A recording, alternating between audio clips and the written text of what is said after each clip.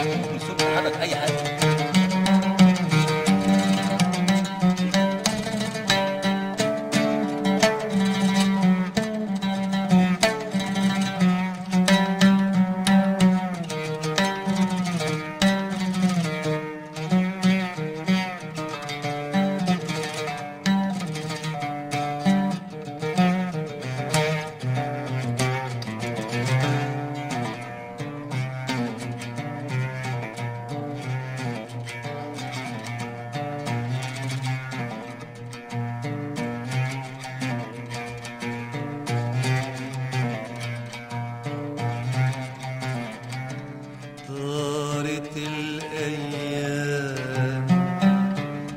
ومرت الأيام، دارت الأيام ومرت الأيام، ما بين بعد وخسارة وقابلته نسيت اني خصمت، ونسيت الليل اللي سهرته وقابلته، نسيت اني خصمته ونسيت الليل اللي سهرته، وسمحت عذاب قلبي وحرته، معرفش ازاي انا كلمته، مقدرش على بعده حبيبي، مقدرش على بعده حبيبي، مقدرش على بعده حبيبي، انا ليا مين، انا ليا مين الا حبيبي.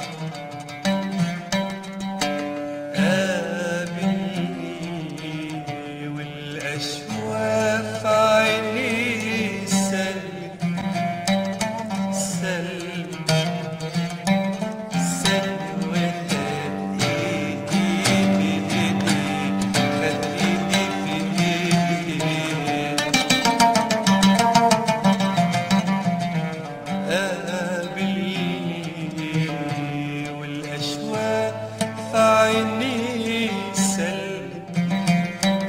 سلم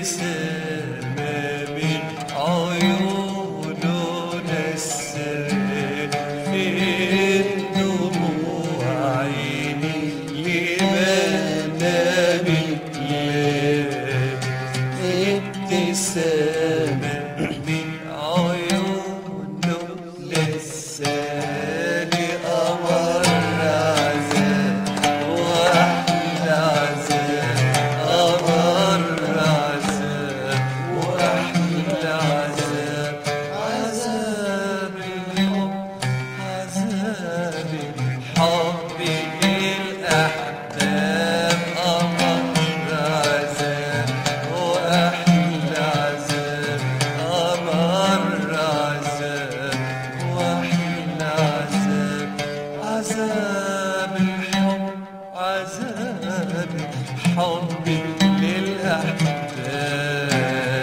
ما قدرتش أصبر يوم على بعده، ده الصبر عايز صبر لوحده، ما قدرتش أصبر يوم على بعده، ده الصبر عايز صبر لوحده لوحده، ما اقدرش على بعده حبيبي، ما اقدرش على بعده حبيبي، انا ليا مين، انا ليا مين الا حبيبي. الله الله حلاوة الله دي الله. حلاوة دي الحاجة جميلة. ماجد، قول لي اهم الفلكلور والطقوس في سوريا. معروف ان سوريا بقى بلد الحلو، الشوام كلهم طبعا، لبنان وسوريا من اهم البلاد اللي هي تقدر تقول الطعام عندها نمبر 1. تمام. ايه اهم الطقوس والاكلات الرمضانيه اللي بتتسم بيها سوريا في شهر رمضان؟ طبعا هو على مائدة الافطار ده شيء اساسي اللي هو العرقسوس، الامر الدين. ما عندناش احنا اليميش ده مش موجود كتير في سوريا، يعني هو بس اهم حاجه العرقسوس والامر الدين، واللي بيسموه الكركديه هنا النعمان عندنا في سوريا بيسموه. حلويات شرقية طبعا. لا ده في الافطار. لا في في الافطار. الإفطار. ده العصير. بعدين بقى بتيجي الاصناف اللي هي دايما عندنا في سوريا، دايما دي قاعده خدها على الفطار، لازم يبقى فيه فول، طبق فول بزيت الزيتون والطماطم والثوم، وفي فته بالبندوره. طماطم يعني. ده حتى البندوره لو اللي هي الطماطم. ده حتى لو طابخين اصناف الاكل بتلاقي طبق الفول ده اساسي. ده أساسي. ده اساسي. وتلاقي في فته مثلا بحمص او فته بزيت، عباره عن فته عيش مع حمص مع اللي هو السمنه.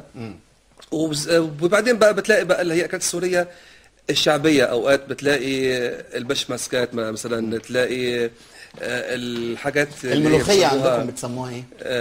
ما هي ملوخيه بس بتتعمل بطريقه ثانيه، بتطلع الورق سليم. بالظبط، ورق سليم مع انت حافظ كامله. ما شاء الله عليك، اكيد انت بتوصل كتير. طريقي. وفي مثلا انا ناسي الاكلات لان انا سافرت بسوريا كتير بقالي كتير، بس يعني في كتير اكلات تقريبا زي هون. مدخلات اللبن عندكم بتدخلوه في معظم الاكل الحادق يا استاذ عايز على فكره. الكبه اللبنيه مثلا. طريقه الطهي نفسها. لا اللبن كمان مختلفة. بيدخلوه السوريين في مثلا تسويه اللحوم. تلاقي اللبن والدجاج. ده اساسي في بعض الاكلات فعلا السوريه. بيستخدموه كتير جدا. ده اساسي. عندنا عصير عيران ده اسمه عيران. عندكم كمان الشاورما اللي بيسموها عندنا احنا شاورما، ما يطحنوش الشاورما خالص.